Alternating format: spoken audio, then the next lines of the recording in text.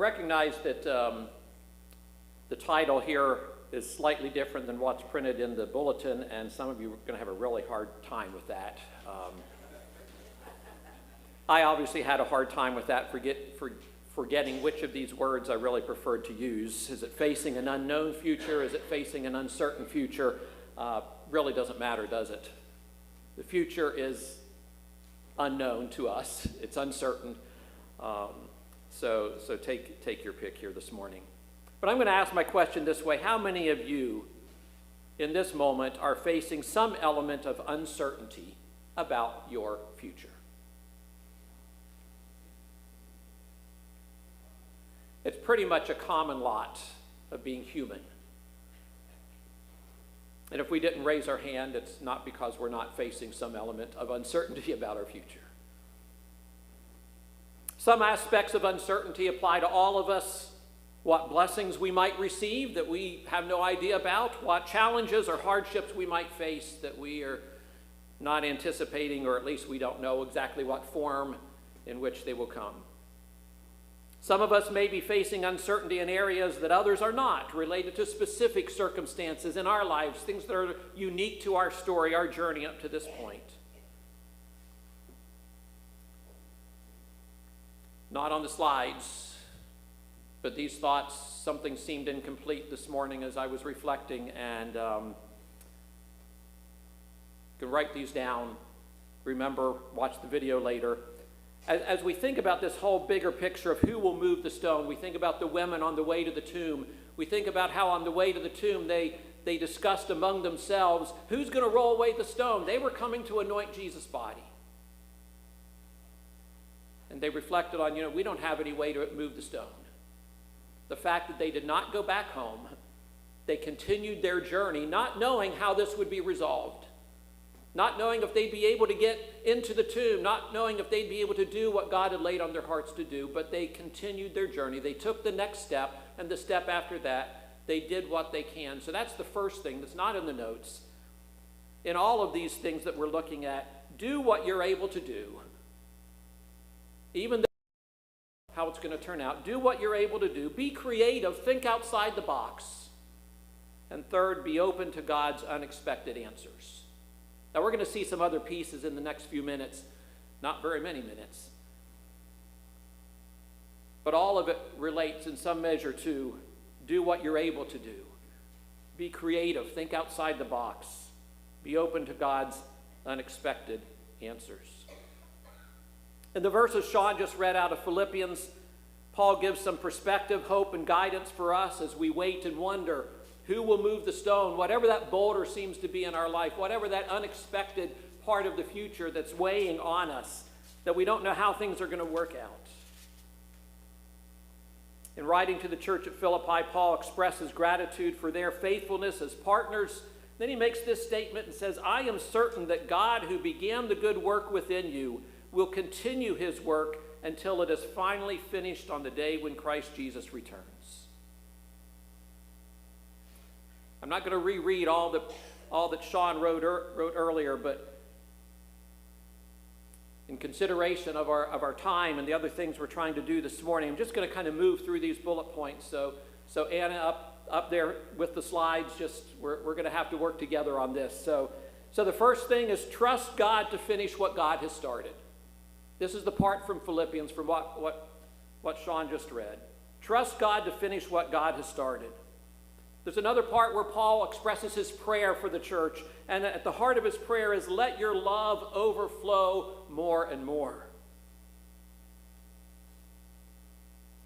And then later on, Paul writes about whatever happens, and there's a lot of text in the middle of that, and part of that text, the whatever happens, is because he's in prison himself. He's facing an unknown certain. He doesn't know whether he's going to live or die. He's entrusting himself to God. He's saying, whatever happens, I want God to be glorified in my life, whether by life or by death.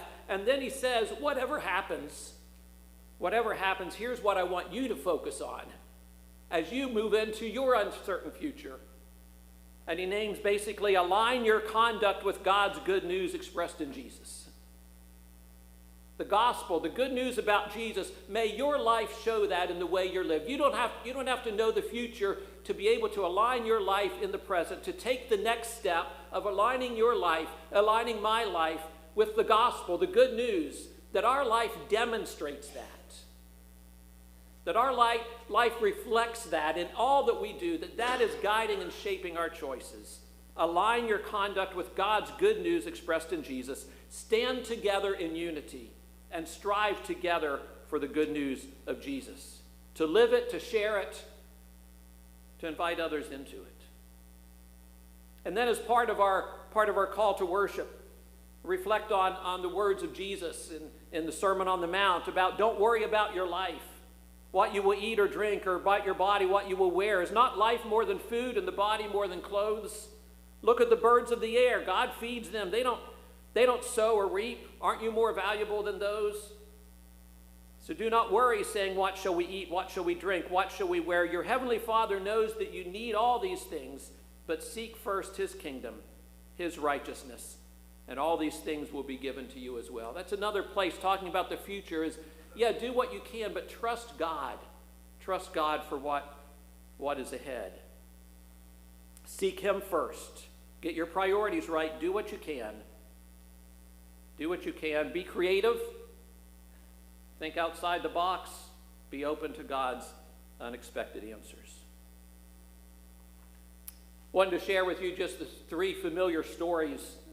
I really just have to name the names for many of you. Old Testament stories, Joseph. Remember, Joseph was sold into slavery by his brothers who resented him, and he wound up in a royal prison in Egypt. He had been falsely accused, and God just worked circumstances out, eventually raised Joseph to be second in power in all of Egypt. How about that? He was betrayed, he was sold into slavery, he spends time in prison, years in prison, for something he didn't do. But God uses all of that. God has a plan and purpose, not just for Joseph to exalt him to Pharaoh's assistant, but to provide during a time of famine for his family to come down and survive. And there in Egypt, his descendants multiplied, and too big of a story to even begin to comprehend this morning. But the lesson from Joseph is, he said to his brothers, you intended to harm me, but God intended it for good to accomplish what is now being done, the saving of many lives.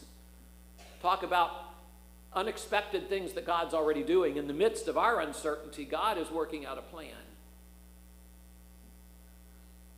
Don't underestimate God's plan. That's kind of the message from Joseph. Think of Jeremiah, a prophet faithfully sharing the messages God gave him, but was criticized, was not popular with the people or the king. He was eventually imprisoned. But it was Jeremiah, we believe, who wrote the book of Lamentations and talks about how it's because of the Lord's great love that we're not consumed. He talks about all that he's suffered, all that he's struggled with, but it's because of God's compassions that never fail, that are new every morning. Great is your faithfulness. Does that sound familiar? Talk about God's unexpected plan. God used Jeremiah not only that his writings would be part of Scripture to inspire people, but to inspire people to write a song that is so deep and meaningful to us. Great is thy faithfulness. That plan just keeps on giving.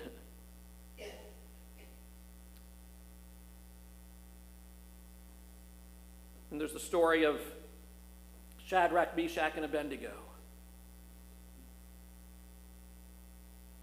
Living in captivity. The captivity Jeremiah prophesied and what got him in trouble, because he said, this is what God's going to do. And they said, oh, we don't like that.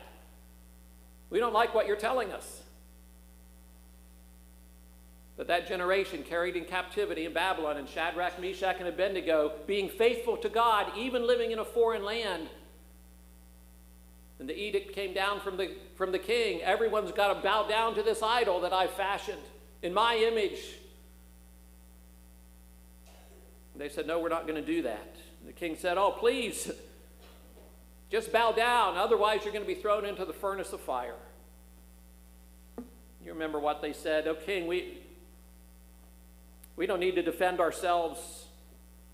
If we are thrown into the blazing furnace, the God we serve is able to deliver us from it. And he will deliver us from your hand. Lesson from that is have confidence in what God can do. What God can do.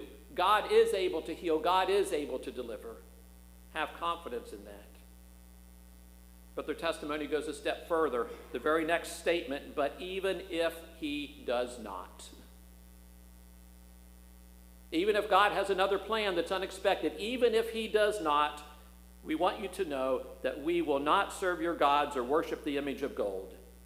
No matter what, trust and remain faithful to God. No matter what the uncertainty in the future, trust and remain faithful to God. So what's our summary? There's a lot we've looked at in 8 minutes, 9 minutes, whatever we've had here. Trust God to finish what God has started. Let your love overflow more and more. Align your conduct with the good news of Jesus. Stand together in unity. Strive together for the good news of Jesus. All of that from Paul in Philippians 1. Jesus' words, don't worry. Seek first his kingdom and his righteousness. All these things will be given to you.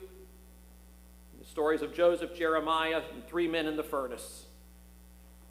Don't underestimate God's plan. Rest in God's love, compassion, and faithfulness. Don't underestimate God's power.